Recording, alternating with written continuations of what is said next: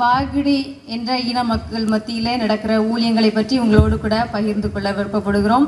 இந்த வேளையிலும் அண்ணன் பகிர்ந்து கொண்டது போல நண்பர் சுவிசேஷ ஜெபங்களுக்காக ஜெபிக்கிற கொடுக்கிற ஒவ்வொருவருக்கும் நாங்கள் இயேசு கிறிஸ்துவின் நாமத்தில் எங்களுடைய நன்றிகளை தெரிந்து கொள்கிறோம்.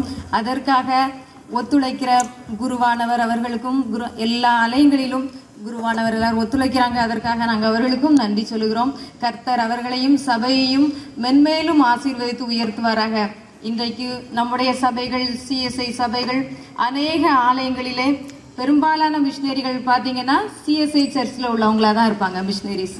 அதனால் அதற்கு காரணம் என்னன்னு சொன்னால் அவருடைய சபையில் விதைக்கப்படுகிற வசனங்கள் கர்த்தர் விதமான பெரிய ஆசீர்வாதத்தை நம்முடைய சபைகளுக்கு கொடுத்திருக்கிறார். அதற்காக நாம் தேவனை ஸ்தோத்தரிப்போம். கர்த்தருடைய வசனம் சொல்லுகிறது, மரண இருளின் திசையில் குடியிருக்கிறவர்கள் மேல் வெளிச்சம் உதித்தது என்று சொல்லி.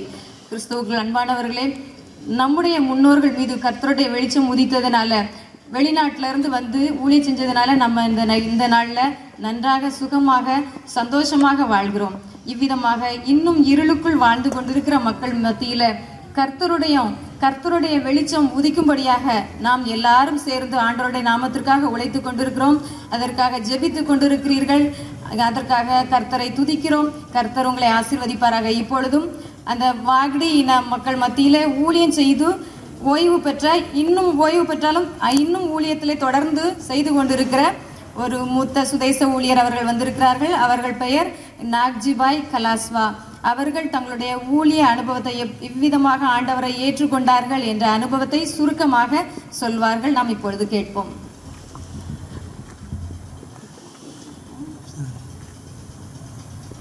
सर्वप्रथम नाना मोटा सर्व भाइयों बहनों सर्व बेटेरा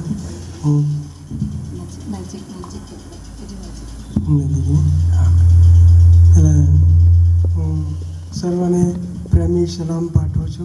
இயேசு கிறிஸ்துவின் நாமத்தில் பெரியோர் சிறியோர் எல்லாருக்கும் என்னுடைய அன்பான வாழ்த்துதலை தெரிவித்துக் கொள்கிறேன். મારા જીવનને હું સાક્ષી આપું છું. என்னுடைய வாழ்க்கையில ஆண்டவர் செய்த எப்படி ஆண்டவர் என்னை ரட்சித்தார் என்பதை உங்கள் மத்தியிலே சொல்ல விரும்புகிறேன். હું પ્રથમ બળવા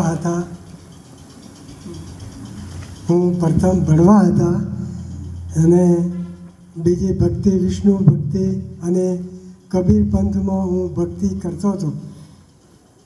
நான் முதலாவது ஒரு மந்திரவாதியாக இருந்தேன். அதன் பிறகு அவர்கள் விஷ்ணு பக்தி என்று சொல்லி ஒரு பக்தி, கபீர் பந்த் என்று சொல்வார்கள், அந்த பக்தியிலே வளர்ந்து கொண்டிருந்தேன். கபீர் பந்த் என்றால் அவர்கள் சிலை வணக்கம் செய்ய மாட்டார்கள். அவர் தெய்வம் ஆவியா இருக்கிறது, சிலை வணக்கம் தவறு என்று சொல்லுகிற ஒரு கூட்டத்தார். कबीर पंथ में एक साखी है कि साहिब सबका बाप है, बेटा किसी का नहीं, बेटा होकर अवतरे वो तो सही नहीं.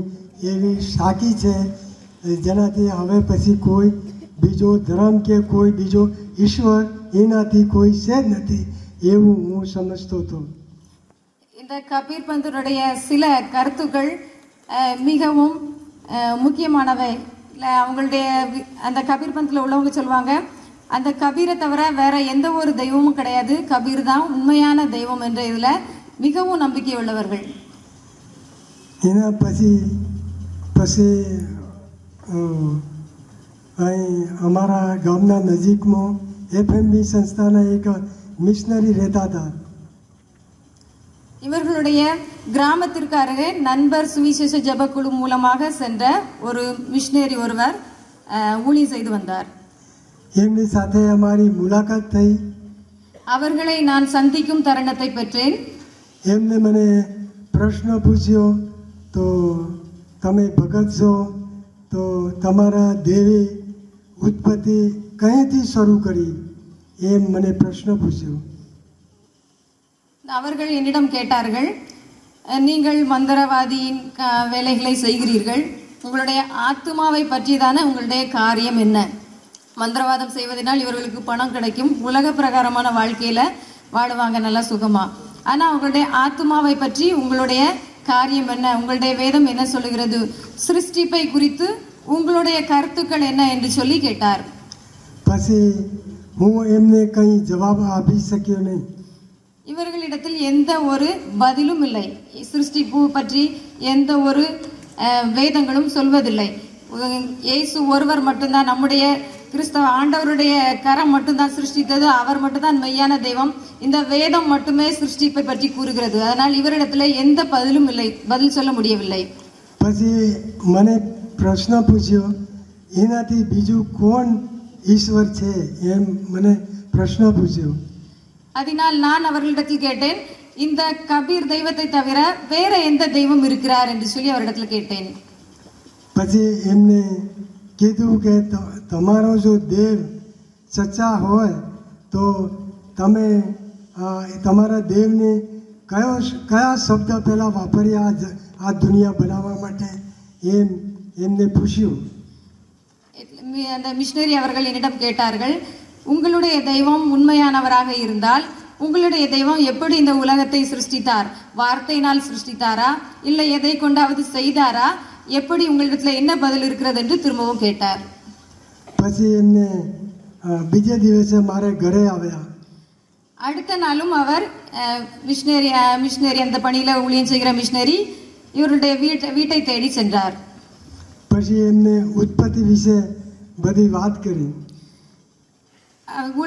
ஊழியம் செய்கிற நம்முடைய சகோதரர் இவர்களுக்கு ஆதி ஆகமத்தில் உள்ள சிருஷ்டிப்பின் காரியத்தை பற்றி விளக்கி சொன்னார்கள். எப்படி ஆண்டவர் உலகத்தை சிருஷ்டித்தார், எப்படி பாவத்தில் விழுந்தார்கள், பாவத்தில் இருந்து ரட்சிக்கப்படுவதற்கு என்ன செய்யப்பட்டது என்றெல்லாம் ஆதி ஆகமத்திலிருந்து இவருக்கு விளக்கி சொல்ல ஆரம்பித்தார். પછી અમે એમની સાથે જે સેવા કરવા જતા હતા સાથે સાથે હું જતો હતો. அவர்கள் ஊழியம் செய்கிற இடங்களுக்கெல்லாம் இவர்களும் கூட செல்ல ஆரம்பித்தார்கள். એટલે એ અજણ હતા એટલે અમારા એરિયામાં એમની સાથે હું મુલાકાત કરાવવા જતો હતો. இவர்களுடைய பகுதியில் உள்ள கிராமங்களில் அவர்களோடு சேர்ந்து இவர்களும் கிராமமாக ஊழியம் செய்ய ஆரம்பித்தார்கள். અમારા ગામના નજીકના બીજા લોકો આ ભગત છે એમ કરીને મને માન આપતા હતા. இவர்களுடைய கிராமத்தை சுற்றியுள்ள கிட்டத்தட்ட இவர்கள் கிராமங்களை சுற்றி இருக்கிற ஏராளமான கிராமங்கள் இவரை ஒரு மந்திரவாதி என்ற அறிமுகத்தோடு அநேகர் அறிந்திருந்தார்கள். இவர்களுடைய பெயரை சொன்னால் இன்றைக்கும் தெரியாதவர்கள் யாரும் கிடையாது. પછી એ મિશનરીને મને રોજ રોજ તેડી લઈ જતા. પછી એમને એમ થયું કે એમને અમારે સેવામાં રાખવો છે એમ. இவர்கள் ஆண்டவரை பற்றி இயேசு மெய்யான தெய்வம் என்ற ஒரு உண்மையான கருத்து இவர்கள் மனதிலே பதிந்து விட்டது. ஆனால் அதற்கு மேலான காரியங்களை, ஆண்டவருடைய வேதத்தை பற்றி அதிகமான அறிவு கிடையாது. ஆனாலும் இயேசு மெய்யானவர் என்ற ஒரே அந்த ஒரு நம்பிக்கை ஆழமாக வேறுன்றதினால் மிஷினரியோடு சேர்ந்து எல்லா கிராமங்களுக்கும் சேர்ந்து ஊழியம் செய்ய போக ஆரம்பித்தார்கள். அந்த நாட்களில் மிஷினரியோடு சேர்ந்து செல்லும் பொழுது லோக்கல்ல உள்ளவர்கள் போகும்போது மிஷினரிஸ்க்கும் ரொம்ப சந்தோஷமா இருக்கும், நமக்கு ஒரு ஆள் இருக்காங்க கூட்டிட்டு போறதுக்குன்னு சொல்லி. அதனால இவரை அவர்களோடு கூட தங்களுடைய ஊழியத்துல இணைத்து கொண்டார்கள். પછી એમને મને કીધું ના પાડી કે હું અભણ છું, ભણેલો નથી, મને નહીં આવડે, તમે ભણેલા છો એટલે મને સેવામાં મને વાંચતા નહીં આવડે, લખતા નહીં આવડે એટલે મારે હું નહીં આવું એમ ના પાડી. ஆனால் இவர்கள் சொன்னார்கள், எனக்கு வாசிக்க தெரியாது, ஜெபிக்க தெரியாது, எதுவுமே தெரியாது, அதனால் நான் ஊழியத்திற்கு வரமாட்டேன், முழு நேர ஊழியத்திற்கு வரமாட்டேன் என்று சொல்லி சொன்னார்கள். પછી એમને એક પ્રશ્ન પૂછ્યો, શબ્દ અંદરથી નીકળે છે એમ એમને કીધું. அவர்கள் சொன்னார்கள், உள்ளத்தின் ஆழத்தில் இருந்து ஆண்டவர் பேசுவார் என்று சொல்லி இவர்களோடு கூட சொன்னார்கள். હું એમાં એમની સામે થોડો કબીપનની હિન્દીમાં સાકી હતો, એ સાકી હું બોલતો હતો એટલે એ એમ કહેતા તમે ભણેલા નથી તો આ સાકી કેવી રીતે તમે શીખ્યા એમ મને કહેતા હતા. அந்த ஊழியர் கேட்டார், நீங்கள் படிக்கவில்லை என்று சொன்னால் எப்படி அந்த கபீர் பந்தில் உள்ள அதெல்லாம் தெரிஞ்சு வச்சிருக்கீங்களே, அது எப்படி உங்களுக்கு தெரிந்து வைக்க முடிந்தது என்று சொல்லி கேட்டார். એટલે મને એમને કીધું કે હું રોજ એમની સાથે જાઉં છું એટલે હું સાંભળું છું એટલે મને આવડે છે એમ. அவர்கள் சொன்னார்கள், நீங்கள் தினமும் என்னுடன் வருவதால் உங்களுக்கு எல்லாம் தெரியும் என்று சொல்லி என்னை திடப்படுத்தினார்கள். પછી એમને મને કીધું કે એમ તમે અમારી સાથે રહેશો, આ પણ તમને પ્રભુ ઈશ્વરની વાત પણ તમને આવડી જશે એમ કીધું. நீங்கள் என்னோடு சேர்ந்து வருவதனால் உங்களுக்கு இன்னும் ஆண்டவருடைய காரியங்களை குறித்ததான அறிவு ஞானம் வரும். நீங்கள் என்னோடு கூட சேர்ந்து வாருங்கள் என்று சொல்லி சொன்னார். પછી મેં વિશ્વાસ કીધો અને એમાં હું જોડાયો. એટલે திரும்ப இவர்கள் அந்த மிஷினரியோடு கூட முழு நேர ஊழியத்தில் இணைந்து கொண்டார்கள். நண்பர் சுவிசேஷ ஜெபக்குழுவில் இணைந்து கொண்டார்கள். இணைந்து கொண்டு கிட்டத்தட்ட 15 வருடங்களுக்கு மேலாக நண்பர் சுவிசேஷ ஜெபக்குழுவில் முழு நேர ஊழியராக இருந்து பணி செய்து இப்பொழுது ஓய்வு பெற்றிருக்கிறார்கள். ஓய்வு பெற்றாலும் இன்னமும் சுற்றியுள்ள கிராமங்களுக்கு சென்று ஆண்டவருடைய ஊழியத்தை செய்து வருகிறார்கள்.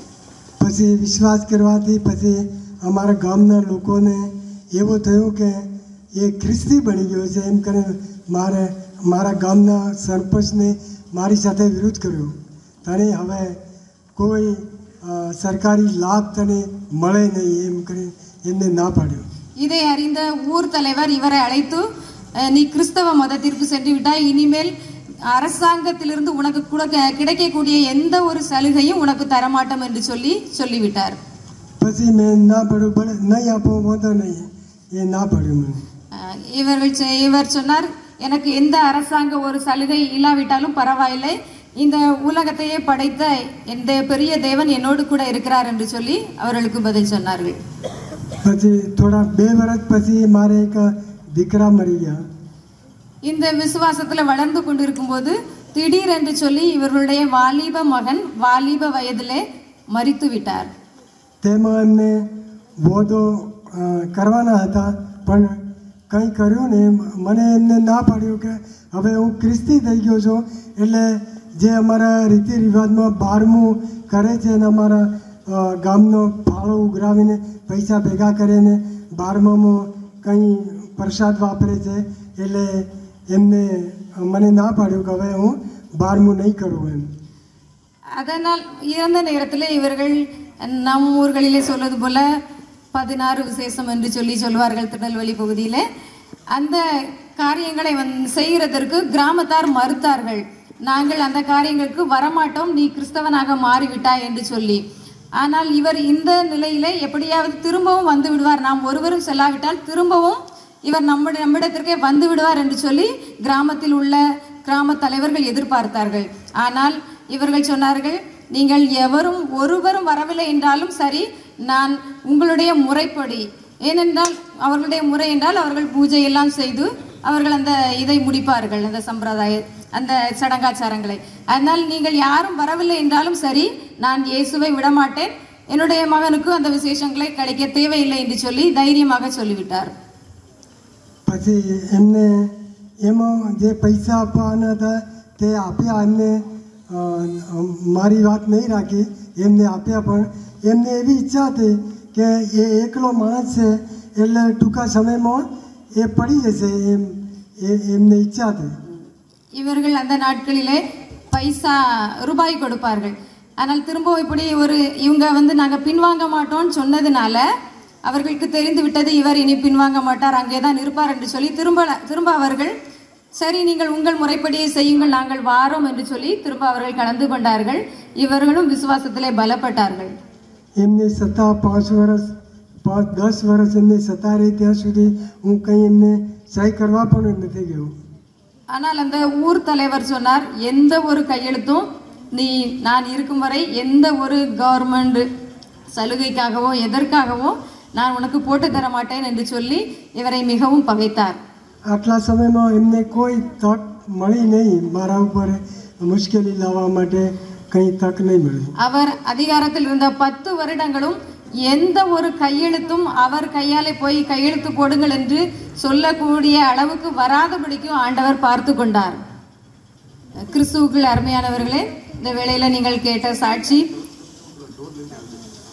இன்றைக்கும் இந்த கிராமத்திலே அநேகர் இருக்கிறார்கள். ஆனால் இன்றைக்கும் இந்த கிராமத்தில் உள்ளவர்கள் மிகவும் வைராக்கியமாக இருக்கிறார்கள்.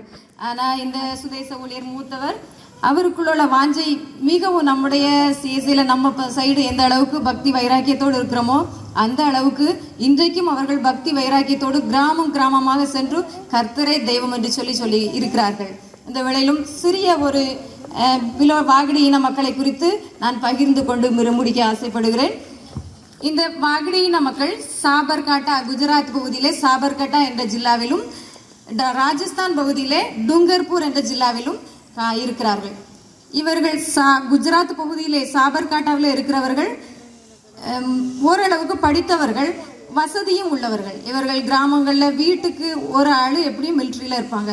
அப்படி ஓரளவுக்கு படித்தவங்க, கொஞ்சம் வசதியும் உள்ளவங்க. ஆனால் ராஜஸ்தான் பகுதியிலே உள்ளவங்க கொஞ்சம் கஷ்டப்படுறவங்க, ஆனால் முரட்டு குணம் உள்ளவங்க. கிறிஸ்துவுக்கு அன்பானவர்களே, ஆண்டவர் இந்த உலகத்தில் இயேசு கிறிஸ்து வந்தார்.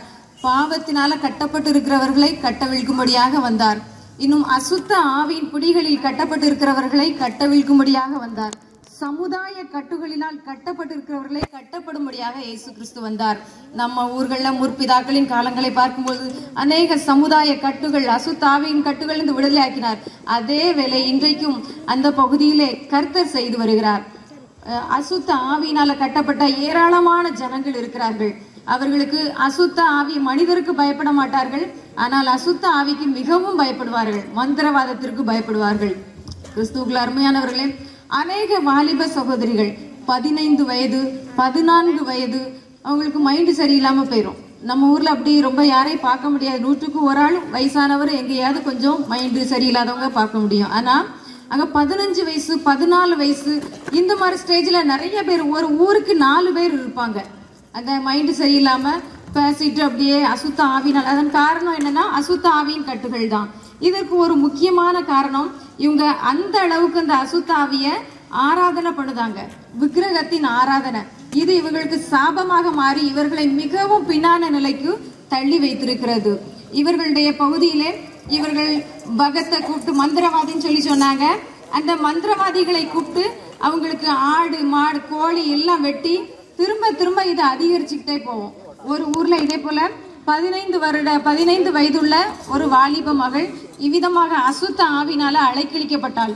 ஜபத்திற்கு கூட்டிக் கொண்டு வந்தாங்க. அவங்க அம்மா அப்பா யாரும் விசுவாசிகள் கிடையாது. ஆலய ஜபிக்கிற இடத்திற்கு கொண்டு வந்தாங்க. அவங்களுக்கு மிகவும் பயங்கரமான அலைக்கழிப்பினால கஷ்டப்பட்டாள். ஆனால் அவளுக்கு பரிபூரண விடுதலையை கர்த்தர் கொடுத்தார். நன்றாக இப்பொழுது திருமணம் முடிந்து சுகமாக இருக்கிறாள். ஆனால் இன்னும் அவருடைய தாய் தகப்பன்மார் விசுவாசத்தில் இல்லை. அவள் மட்டும் ஆண்டவரை பற்றி கொண்டு விசுவாசத்தில் இருக்கிறார். இப்படி அசுத்த ஆவிகளின் கட்டுகளில் கட்டப்பட்டிருக்கிறவர்களை ஆண்டவர் விடுதலை ஆக்குகிறார். இன்னும் வியாதிகளின் பிடியிலே ஒரு குடும்பத்திலே 7 பெண் பிள்ளைகள், ஒரு ஆண் குழந்தை, 8 குழந்தைகள். அவர்களை பார்த்தால் மிகவும் வறுமை கோட்டுக்கு கீழானவர்கள், ஒரு நேரம் ஆகாரத்திற்கு கூட கஷ்டப்பட்டு உழைத்து சாப்பிடுகிறவர்கள். கணவன் பயங்கரமாக குடிக்கிறவர். மனைவி, நாங்கள் 6வது குழந்தை பிறந்து முடிந்திருந்த பொழுது நாங்கள் அவர்களை சந்தித்தோம். அவர்கள் வீட்டிற்கு ஜபத்திற்காக அழைத்து சென்றார்கள். கிறிஸ்துவுக்குள் அருமையானவர்களே, நான் முதல் தடவை அந்த சகோதரியை பார்த்த பொழுது அவர்கள் சரீரத்திலே வெறும் எலும்பும் தோலும் மட்டும்தான் இருந்தது. அவர்கள் டிபி நோயினால பாதிக்கப்பட்டிருந்தாங்க. இங்க கொஞ்சம் அப்படியே இழுத்துக்கிட்டு இருக்க மாதிரி இருந்துச்சு. எங்களுக்கு ஜோம்னருக்கு கூப்பிட்டுருந்தாங்க. அவங்க வீட்டுக்கு போயிருந்தோம் முதல்ல. அப்போ எனக்கு கொஞ்சம் பயமா இருந்துச்சு, இவங்க எப்படி பிழைப்பாங்களா அப்படிங்கிற ஒரு சந்தேகம் எனக்குள்ள இருந்துச்சு. ஏன்னா அந்த அளவுக்கு மிகவும் பலவீனமாக இருந்தார்கள். ஆனா நாங்க விசுவாசத்தோடு ஜெபம் பண்ணிட்டு வந்தோம். நீங்க முழுவதா இயேசு கிறிஸ்துவை விசுவாசிங்க, கர்த்தர் உங்களை சுகம் தருவார், ஆசீர்வதிப்பார் என்று சொல்லி ஜெபித்து விட்டு வந்தோம். தொடர்ந்து அடிக்கடி நாங்களும் அவர்கள் வீடுகளுக்கு போய் ஜெபிக்க ஆரம்பித்தோம். அவர்களும் ஜெபத்திற்கு வர ஆரம்பித்தார்கள். கர்த்தருடைய கிருபையினால அவங்க 6வது குழந்தையை பெற்றெடுத்த பிறகு, அந்த சிக்கானதுக்கு பிறகு திரும்பவும் 2 குழந்தையை பெற்றெடுத்திருக்காங்க. ஹல்லேலூயா. நம்ம நினைக்கலாம் நம்முடைய பகுதி எவ்வளவு வளர்ந்து எல்லா விதத்திலும் நம்ம சுகித்திருக்கோம், அறிவில், ஞானத்துல, பணத்துல, எல்லா விதத்திலும் நன்றாக இருக்கும். ஆனா இன்றைக்கும் ராஜஸ்தான்ல உள்ளவங்க 8 குழந்தைகளை பெற்றெடுக்காங்க. எந்த பிள்ளைக்கும் தடுப்பூசி போட மாட்டாங்க. அவங்களும் போடுறது கிடையாது, அவங்க பிள்ளைகளும் போடுறது கிடையாது. ஏராளமான பேர் எங்களுடைய நாங்க கண்ணால பார்க்கிறோம், கொண்டு போய் ஹாஸ்பிட்டல்ல ஊசி போடுங்கன்னு சொல்ல சரிம்பாங்க. ஒரு நாளும் இதுவரைக்கும் நான் ஒரு பிள்ளைக்கும் நான் ஊசி போட்டதில்லை, நானும் போட்டதில்லை, பிள்ளைக்கும் போட்டதில்லைங்க. இன்றைக்கு வரைக்கும் இப்படி இருக்காங்க. அது கிறிஸ்துவுக்கு அன்பானவர்களே, இப்படிப்பட்ட மக்கள் மத்தியில இருள் நிறைந்த இடங்கள்ல வாழுறாங்க. அவங்களுக்கு வெளிச்சம் இல்லை, வழிகாட்ட சரியான ஆட்கள் இல்லை, சத்தியத்தை அறிந்து கொள்ளும்படி அவர்கள் கண்கள் திறக்கப்படலை. அசுத்த ஆவிகளினாலும் விக்கிரகத்தின் கட்டுகளினாலும் அவர்களுடைய கண்கள் அடைக்கப்பட்டிருக்கிறது. இப்படிப்பட்ட மக்கள் மத்தியிலே கர்த்தருடைய பணியை நண்பர் சுவிசேஷ ஜெபக்குழு நிறைவேற்றி வருகிறது. நண்பர் சுவிசேஷ ஜெபக்குழு என்றால் அதற்காக ஜெபிக்கிற, உழைக்கிற, கொடுக்கிற ஒவ்வொருவரும் நீங்களும் அதற்கு பங்குதாரர்கள். உங்களுக்கும் அதுல பங்குண்டு. கர்த்தருடைய ஆசீர்வாதம் நிச்சயமாக உங்களுக்கு கிடைக்கும். அந்த குடும்பம் இன்றைக்கும் சுகமாக இருக்கிறார்கள். அந்த குடும்பத்தை ஊர் முழுவதும் எதிர்த்து வந்தார்கள். அவர்களுக்கு நிறைய சமுதாய கட்டுகள் உண்டு. அவர்கள் ஈஸியா நம்ம ஊர்ல இருக்க மாதிரிலாம் கிடையாது. பஞ்சாயத்து உண்டு. இன்றைக்கு வரைக்கும் பஞ்சாயத்து உண்டு. அவங்க அந்த ஊர் கட்டுல எதுலையும் செய்யலைன்னா ஊரை விட்டு ஒதுக்கிடுவாங்க. இன்றைக்கு வரைக்கும் நடக்கு. ஆனாலும் தைரியமாக நின்று எங்களுக்கு எந்த இதுவும் வேண்டாம் அப்படின்னு சொல்லி தனியா நின்று இன்றைக்கும் கிறிஸ்தவத்துல விசுவாசத்துல நிலைச்சிருக்காங்க. அந்த இப்போ வந்தாங்க சுதேச ஊழியர், அவங்க சொன்னாங்க 10 வருஷமா எந்த கையெழுத்தும் வாங்கலன்ட்டு. கிறிஸ்துவுக்கு அன்பானவர்களே, மிகவும் வறுமை கோட்டுக்கு கீழ் உள்ளவங்க அண்ணனுக்கு சாப்பாடு கிடைக்கிறத சாப்பிட்டுட்டு சந்தோஷமா வாழுறாங்க. ஆனா அவங்க 10 வருஷமா ரேஷன் கார்டுக்கு அவங்களுக்கு சீனியோ அரிசியோ எதுவுமே அவங்க வாங்கினதில்லை. அல்லேலூயா. ஆனா அவங்க சொல்லுவாங்க, பேசச்சுலாம் சொல்லுவாங்க, நாங்க சந்தோஷமா இருக்கோம், எங்களுக்கு ஆண்டவர் 10 வருஷமா ஒரு குறைவு வைக்கலாம்பாங்க. அல்லேலூயா. ஆனா அவங்க வீட்டுல பங்களா கிடையாது, அவங்க வீட்டுல நிறைய பணம் கிடையாது. ஆனா தினமும் சாப்பிடறதுக்கு ரொட்டி ஆண்டவர் கொடுக்குறாரு, தங்குறதுக்கு ஒரு வீடு இருக்கு. அதுல மிகவும் சந்தோஷம் உள்ளவர்களாக ஆண்டவரை அவங்க வீட்டுல வச்சு ஆராதித்து வர்றாங்க. கிறிஸ்துவுக்குள் அன்பானவர்களே, இப்படிப்பட்ட இருள் நிறைந்த மக்கள் மத்தியில ஆண்டவருடைய பணியை நாம் செய்து வருகிறோம். இவர்களுக்காக நீங்கள் இன்னும் ஜெபிக்க வேண்டும். இங்கே அவர்கள் தங்களுடைய கலாச்சார நடனங்களை ஆடுகிறார்கள். இது நேர போக்கிற்காக அல்ல. நீங்க ஜெபிக்கிறீங்க, கொடுக்குறீங்க, இதை பார்க்கும்போது உங்களுக்கு ஒரு சந்தோஷம் வரும். சில வீடுகள்ல மந்திரவாதிகளை கொண்டு வீட்டுக்குள்ளேயே பூஜை பண்ணி நிறைய சிலைகளை வச்சிருப்பாங்க. அதை வச்சுட்டு அதை அவங்களால எடுக்க முடியாது. அவங்க சொல்லுவாங்க, இதனால நாங்க ரொம்ப எங்களுக்கு போர் அடிச்சு போச்சு இந்த சிலைகளினால உள்ள வச்சு, இதனால நாங்க ரொம்ப தக்கிக்கியா அப்படின்னு சொல்லுவாங்க. குஜராத்தில கண்டாலிக்கியா தக்கிக்கியா அப்படிப்பாங்க. அப்படின்னா இந்த சிலைகளை வச்சு எங்களால தாங்க முடியாத கஷ்டம். ஏன்னா அந்த சிலைக்கு உள்ள வீட்டுக்குள்ள அந்த மந்திரவாதியை கூட்டு ஏதாவது ஓதி வச்சாங்கன்னா ஒவ்வொரு வருஷமும் அவங்க அதுக்கு பலி கொடுக்கணும், ஆடு வெட்டணும். அது வெட்டலைன்னா வீட்டுக்குள்ள உள்ள அத்தனை பேரும் சிக்காவாங்க. அதுக்கு பயந்து பயந்து அவங்களுடைய இருக்கிற வருமானத்தெல்லாம் ஆடு வெட்டி இப்படி பின்னால போனாங்க. கிறிஸ்துவுக்குள் அன்பானவர்களே, ஆனா இப்போ ஆண்டவர் இடத்துல வரும்பொழுது அவங்களுக்கு சோம்லன்னு சொன்னா ஒரு பைசா செலவு இல்லாம ஆண்டவர் அவர்களுக்கு சுகத்தை கொடுக்கிறார். அவங்களுக்கு அதிக பலவீனம் வந்தா ஹாஸ்பிட்டலுக்கு போறாங்க. எந்த அவங்களையும் மந்திரவாதி பக்கத்துலயும் போறதில்ல. அவங்களுக்கு ஆண்டவர் இப்படிப்பட்ட காரியங்கள்ல இருந்து பெரிய விடுதலை கொடுத்திருக்கார். அநேக நேரம் சொல்லுவாங்க, நாங்க இதுல ஆண்டவர் இடத்துல வந்த பிறகு எங்களுக்கு இந்த மாதிரி செலவுகள்லாம் எங்களுக்கு இப்பொழுது இல்ல. பக்கத்துல உள்ளவங்களுக்கு எங்களை பார்த்தா பொறாமையா இருக்கு. இவங்க வீட்டுல மட்டும் எதுவுமே செலவழிக்க முடியாங்க. சோம்லன்னா மந்திரவாதிட்ட முந்தி செலவழிப்பாங்க, இப்ப அவங்க எதுவுமே அவங்களுக்கு செலவில்லைன்னு சொல்லி எங்களை பார்த்து பொறாமப்படுறாங்க அப்படின்னு சொல்லுவாங்க. அன்பானவர்களே, உண்மையாகவே கர்த்தர் அவர்களை அசுத்த ஆவிகளின் பிடியிலிருந்து விடுதலை ஆக்கி நல்வாழ்க்கை கொடுக்கிறார். இன்னும் சமுதாய கட்டுகளிலிருந்து அவர்களுக்கு விடுதலை கொடுக்கிறார். விக்கிரகங்களின் கட்டுகளிலிருந்து கர்த்தர் விடுதலை கொடுக்கிறார். தொடர்ந்து நீங்க இவர்களுக்காக ஜெபிங்க. இன்னும் சொல்ல போனால் ஏராளமான அற்புதங்களை சொல்லிக் கொண்டே இருக்கலாம். இப்படிப்பட்ட இருள் நிறைந்த மக்கள் மத்தியிலே அவங்களுக்கு எழுத படிக்க தெரியாது. இவர்களுக்காக இந்த சுதேச ஊழியர் அவங்க சொன்னாங்க, எனக்கு எழுத படிக்க தெரியாதுனாங்க. ஆனா அவங்கள பைபிள் வாசிக்க சொன்னா இப்பவும் அழகா பைபிள் வாசிப்பாங்க குஜராத்தி மொழியில. அப்படி அவங்களுக்கு ஆண்டவர் கிருபைகளை கொடுக்கிறார், ஆசீர்வதிக்கிறார். தொடர்ந்து இவர்களுடைய விசுவாசத்தை கர்த்தர் பலப்படுத்தும்படியாக எந்த ஒரு எதிர்ப்புகள் வந்தாலும் அவர்கள் சோர்ந்து போகாதபடிக்கு அவர்கள் நிற்கும்படியாக நீங்க அவர்களுடைய விசுவாசத்தை பலப்படுத்தணும்னு சொல்லி அவர்களுக்காக நீங்க கண்டிப்பா ஜெபிக்கணும். ஊழியர்களாகி எங்களுக்கு ஆண்டவர் தைரியமாக போய் சுவிசேஷத்தை சொல்லும்படிக்கு நீங்க எங்களுக்கு ஆண்டவர் தைரியத்தை தரணும், ஞானத்தை தரணும்னு சொல்லி ஊழியர்களாக எங்களுக்காகவும் நீங்க கண்டிப்பாக ஜெபிக்கணும். இப்பொழுது நம்ம அவங்க மத்தியில சுதேச ஊழியர்களாக பணி செய்கிறவர்கள் இங்கு அவருடைய கலாச்சார நடனத்தை உங்களுக்கு ஆடி காட்டுவார்கள்.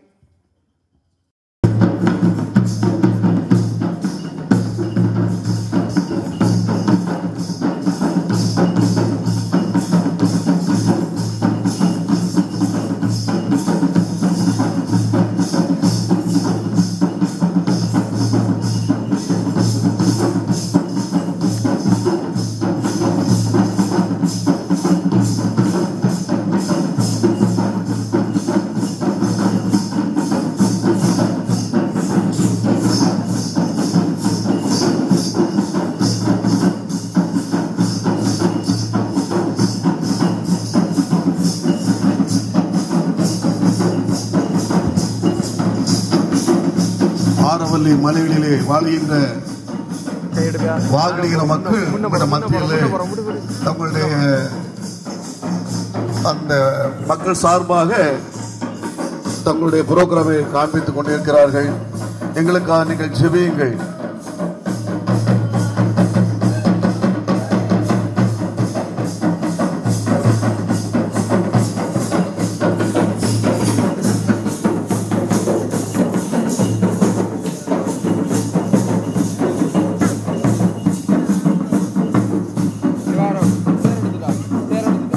கிராமங்களிலே சுவிசேஷம் அறிவிக்க ஆட்களே இல்லை.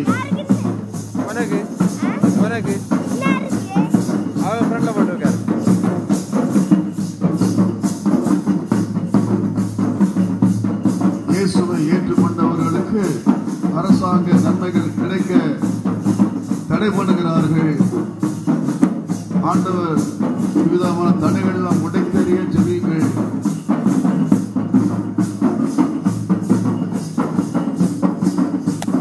இவருடைய மத்தியிலே 10 வருட ஊழியத்திற்கு பிறகு ஒரு ஆலயம் கட்ட ஆண்டவர் கிருபை செய்துள்ளார்.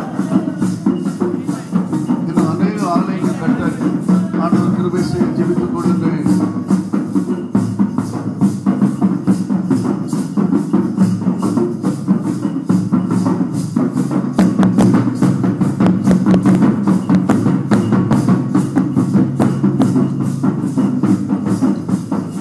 இந்நாட்களிலே பஞ்சாயத்து தலைவர்களும் இவருடைய மக்கள் மத்தியில் இருந்து விசுவாசத்திற்கு வருகிறார்கள். அவருடைய குடும்பங்களிலே அசுத்தாவின் காரணமாக வியாதிகள் வந்துள்ளது.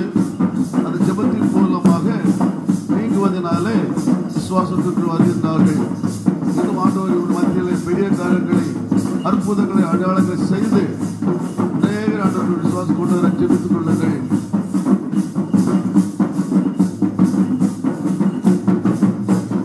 ஊழியர்களுக்காகவும் அதிகமாக ஜெபித்துக் கொள்ளுங்கள்.